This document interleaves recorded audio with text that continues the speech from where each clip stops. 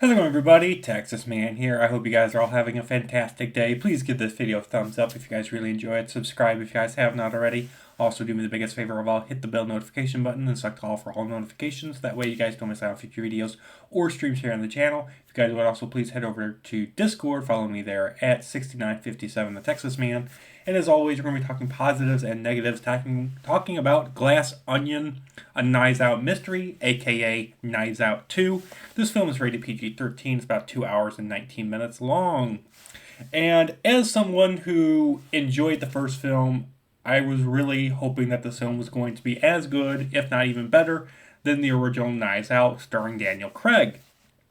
This film, of course, is backed by Rian Johnson, and I know the moment you hear that name, you immediately think Star Wars Episode 8, The Last Jedi, and the travesty that was, and what damage it did to the Star Wars universe. And it still has an ugly taste in my mouth when I mention Rian Johnson.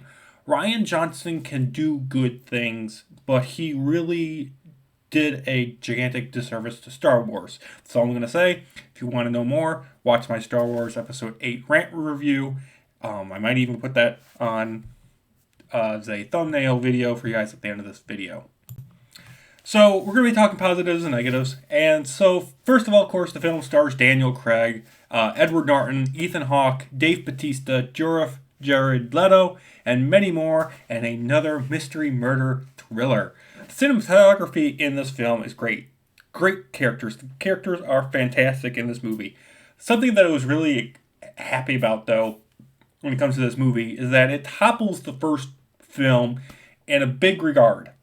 It's that it's bigger in scope. What I mean by that is that if you remember the first movie at all, it really is stuck on centering on basically two locations, maybe three if you want to be generous.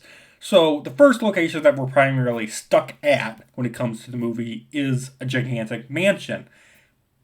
And Knives Out was like, okay, we're going to make Clue, but into a movie without calling it Clue.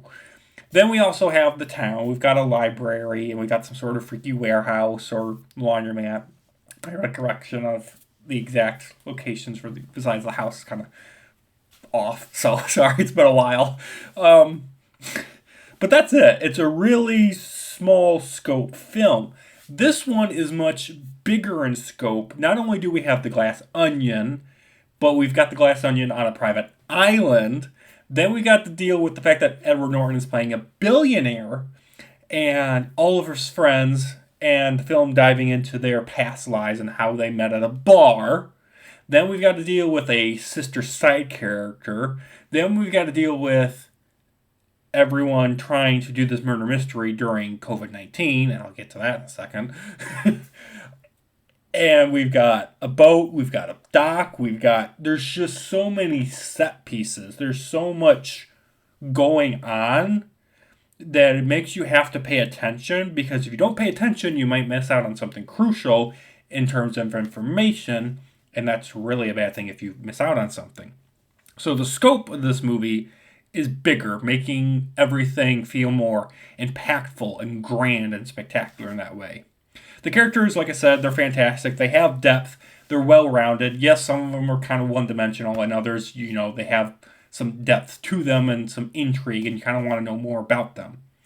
The film starts as a fun murder mystery game on a private island, and then it actually leads into a murder mystery, which I thought was pretty cool. I like that. I do want to say this film, like I said earlier, is rated PG-13. There's a heavy amount of language. There's no nudity. There's no sex. There is a make-out scene, but nothing is shown. Nothing is done. They show everything that's sexy off screen, so you never see it. Another thing I really didn't like is that there's a lot of referencing and using of COVID-19. Like, literally, in order to get to the private island, you have to get this medical spray put into your mouth. That way you don't have to wear a mask. I hate that they use COVID-19 as a backdrop for this film. And for the events, for the characters. I really didn't like that. It's just going to make it seem really odd and bizarre. It's like, why are we wearing masks and why are they getting these medical shots put into their mouth?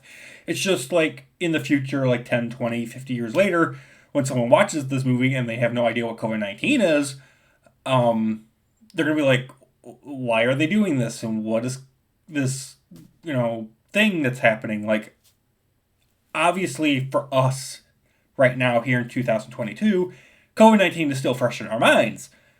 But 10, 20, 50 years later, people are going to be like, what is this? So it's just going to be one of those like historical weird things that's placed in a movie that's like, something for the moment, but in the future, it's going to be a very bizarre thing to see and watch. And then for people that have grown up during COVID-19, it's going to be like a sour memory and something that I don't think a lot of people want to remember. I don't think people want to remember COVID-19, and I don't like that it was put in here as a backdrop. At least our first film didn't have that type of problem. I still think that Glass Onion is a much better movie just because of its mystery elements and its characters, but there are too much nods and uses of COVID-19, too much language for my opinion. But it's still a decent film. It was released in theaters, so I'm hoping that it'll come out on DVD and Blu-ray and I can get it and add it to my collection. Of course, it is also on Netflix. I was able to actually see this in the theaters. It was running in the theaters for a week, so that was really cool. And also it was released on the Netflix, but I wanted to go see it in the theaters. Support Netflix movies or Disney Plus movies that get released into the theater is a great thing. And it just, helps support local movie theaters and businesses. And I don't think we get to do that enough when it comes to special releases. So let me know in the comment section down below. Did you guys enjoy Glass Onion? Have you guys seen it? Why or why not? And do you guys plan to? And I'm going to give it a 7.5 out of 10. Thank you guys so much for watching. Have a great day. Look forward to more videos and streams coming out soon. Bye, guys.